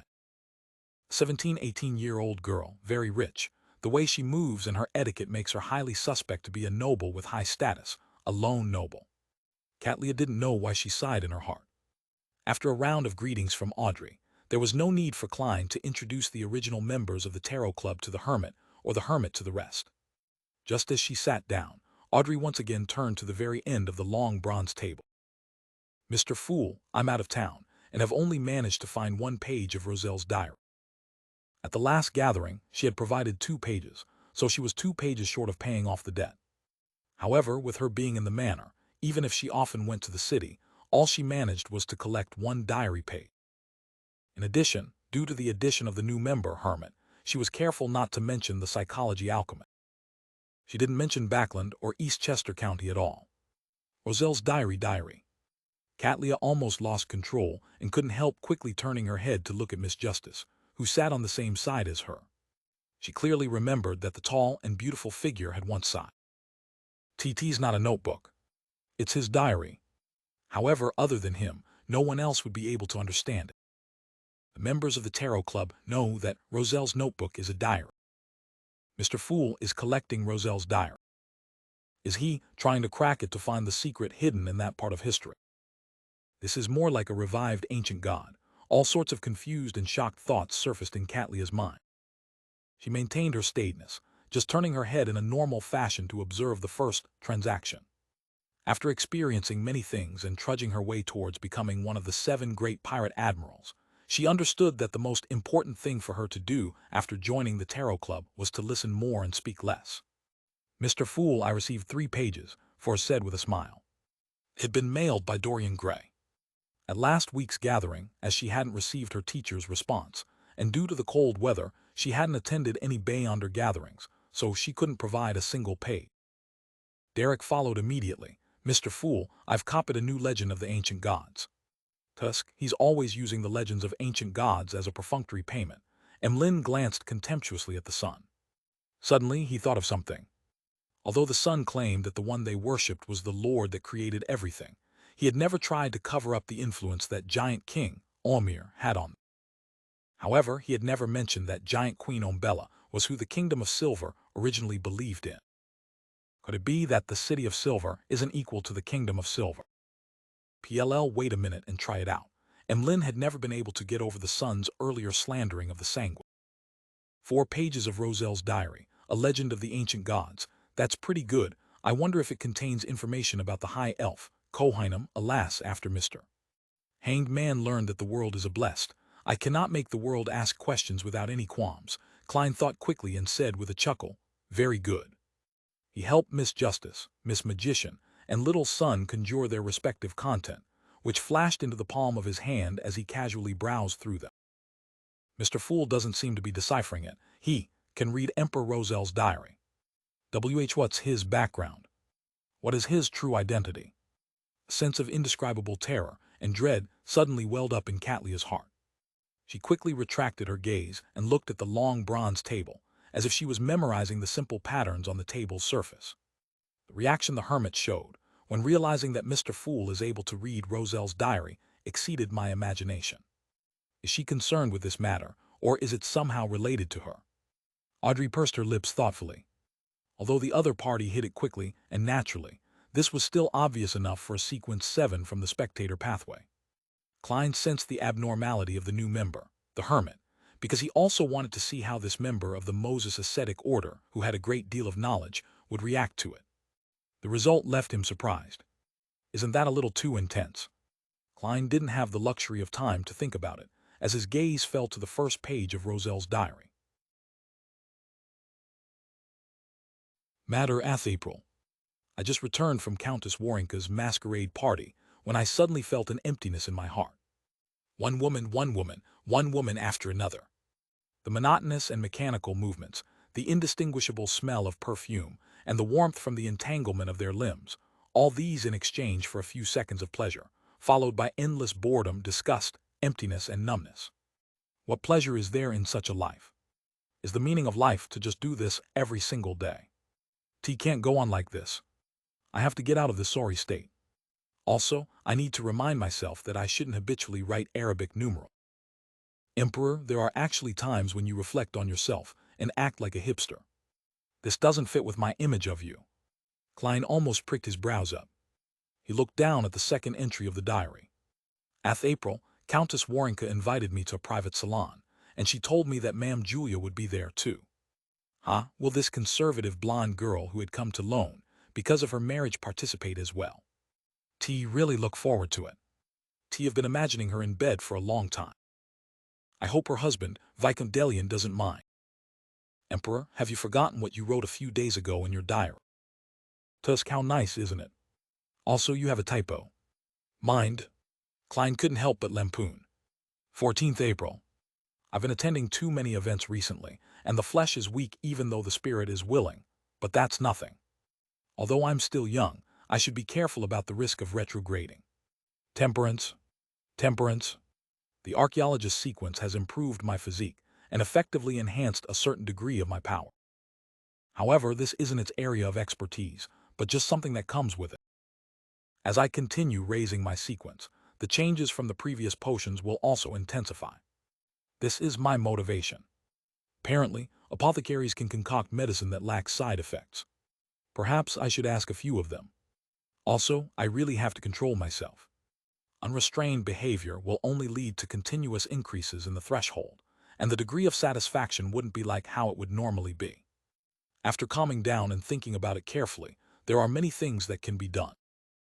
Humans are always like this, bound by desire, unable to see what's of value. Why did I transmigrate over here? What secrets lie hidden in the depths of the stars above my head? Where did the original consciousness come from? And if self-cognition purely comes from one's consciousness, then who was I before I had the identity of Huang Tao? Who does the essential part belong to? Emperor, are you describing to me what it means to be a pervert and philosopher before and after the deed? So you do have worries about such matter. I thought you were already fixed in certain traits. Thankfully, you didn't teach Chinese to your children. Yes, you likely didn't teach them. Otherwise, what would they think after seeing such content? Zaratul prophesied that your eldest daughter, Bernadette, would be at odds with you and betray you. It's not without reason, of course. Not teaching them is more of a form of protection. Klein was successfully amused by Roselle's diary entries, but he didn't show it on his face. To him, the diary of Emperor Roselle was both a book of knowledge and a collection of jokes. With this thought, Klein turned to the next page of the diary. 2nd October, Zaratul came to visit me again. Now that I've become a demigod, he wishes that I can honor a promise. He wishes to steal that dangerous sealed artifact from the church. That is a grade 1 sealed artifact, the Antigonus family's notebook from the 4th epoch. At this point, Klein's pupils contracted uncontrollably. This was likely the notebook that the secret order lost later on. This was likely the notebook that led to Klein Morty's death and how he, Joe Mingrui, had used Klein Morty's corpse to successfully awaken in this world. This was the source of everything. It turns out that it didn't fall into the hands of the secret order from the very beginning. Instead, it was sealed within the Church of the God of Craftsmanship, which later turned into the Church of the God of Steam and Machinery. Zaratul successfully obtained it through Emperor Roselle. Right, the secret order member inside Creeping Hunger was very fearful of Zaratul. He believed that Zaratul is an undying and abnormal monster. Does this mean that Zaratul gained benefits through the notebook, but an accident happened? He turned from a person who could communicate normally with Roselle into a monster. Therefore, this eventually led to the loss of the Antigonus family's notebook. Of course, it cannot be ruled out that Zaratul deliberately allowed it to be lost. Yes, as Zaratul became a monster, the secret order lost all the mermaids, causing subsequent faceless Beyonders to risk their lives out at sea. Rasago succeeded, because he attempted to enter that sea which is a ruin of a battle between gods. All of these thoughts flashed through Klein's mind, causing his heart to feel abnormally heavy. He didn't assume that the Antigonus notebook that he had encountered was closely related to Roselle, because the theory he always had stemmed from the law of convergence of Beyonder characteristics, and that some of the details that followed were in line with similar logic. Are they all involved with the upper echelons of the seer pathway? Klein glanced over the palace and took in the endless gray fog. Could it be the cause? He asked himself this question once more from the bottom of his heart. Steadying his emotions, Klein went on to read the subsequent diary page. I'll have to do it depending on the situation. If it's easy to steal and there's no risk of exposure, I'll try to do it. Otherwise, I'll pretend as though none of this ever happened. TT doesn't matter, even if Zaratul were to expose me. With my present identity, status, sequence, and influence, as long as I'm willing to repent, the church won't do anything to me. The other two diary pages recorded Roselle's train of thought towards constructing his plans to steal the notebook, but none of them seemed likely to succeed. However, Klein knew that Roselle eventually obtained the notebook and handed it over to the head of the secret order, Zaratul. After a moment's thought, Klein turned the page. 10th December. I once again attended that ancient and secret gathering. At the gathering, I discovered that they were unanimous in being extremely hostile to the Solomon Empire of the Fourth Epoch. T raised the question, which Mr. Hermes quickly answered. In the Fourth Epoch, the ally and supporter of the Solomon Empire was the true creator. This is very real. T resisted the urge to ask what exactly our organization had done in the history of the Fourth Epoch, but as I left the palace and returned from my dreams, I found that Mr. Hermes's route this time coincided with mine to a certain extent. This ancient man who lived since the cataclysm definitely knew more. I built up a rapport with him and earnestly asked him the question, is that why the organization hates the true creator? Is it solely because he had used the creator's holy name in his name? Mr. Hermes chuckled and said that they weren't such superficial creatures. He asked me in return if I knew what the actual abilities of the shepherd were. Of course was my answer. He asked again in a profoundly meaningful manner, who do you think would be most likely to develop in the direction of being omniscient and omnipotent among all the present gods? The first thought that came to me was the shepherd pathway which could engage in devouring and grazing, so as to control the souls and characteristics of other Beyonder. So that's the reason. This page only had this diary entry, but it contains a lot of information. The Solomon Empire originally came under the true creator's camp. Yes, in the Tudor family's underground ruins, there are humanoid statues of the six true gods. Although it isn't certain whether they were worshipping or desecrating the gods, one thing is certain. The six gods were involved in the affairs of the three empires, and they later had a close relationship with the Trunsos dynasty. Did the three great empires represent three different camps of God? Klein tried to use his archaeological discovery and historical knowledge to decipher the hidden truth of the previous epoch, but he was still shrouded in fog. Towards Hermes, the oldest master of mysticism, Klein's answer came close to Roselle. As a Beyonder sequence was raised, the saints and angels of the shepherd pathway were able to engage in the grazing of more souls, gaining more and more Beyonder power. In the end, if the true creator had finished grazing the other 21 Beyonder pathways, he would be, to some extent, the omnipotent and omniscient creator. There are still a lot of secrets hidden in the sequence pathways. Klein turned to the fourth page. This diary page recorded the actions Roselle took after he consumed the savant potion. He read a lot, studied a lot, tamped down on his foundation very firmly, and increased the scope and depth of his knowledge to a whole new level. In this period of time, he had almost no entertainment. Learning was his greatest form of entertainment. In one of the diary entries he wrote, "When a person knows with certainty how much he will gain after putting in the effort, and is able to directly tell how much he gains, then he will certainly work as hard as I am now." Isn't this the fundamental attraction of many games? Klein turned over the last diary page and read the legend of the ancient gods provided by Little Sun. During the entire process, the majestic palace was completely silent.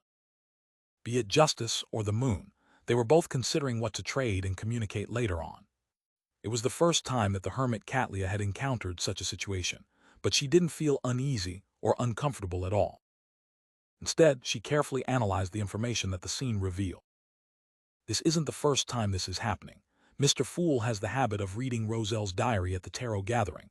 The members will proactively or passively search for the pages for him. However, it can't be confirmed if there were any advance payments. He really can read Roselle's diary. He's searching for secrets that have sunken in the river of history. Just now, that Sun mentioned that the information he handed in was about legends of ancient gods. This is roughly in line with my previous speculations. At this point in time, Klein had roughly finished reading the new piece of information regarding ancient gods. In the second epoch in those dark years, every ancient god had a god attached to them, just like the dragon of imagination Anquelt and his child, the dragon of nightmare Olzuhan.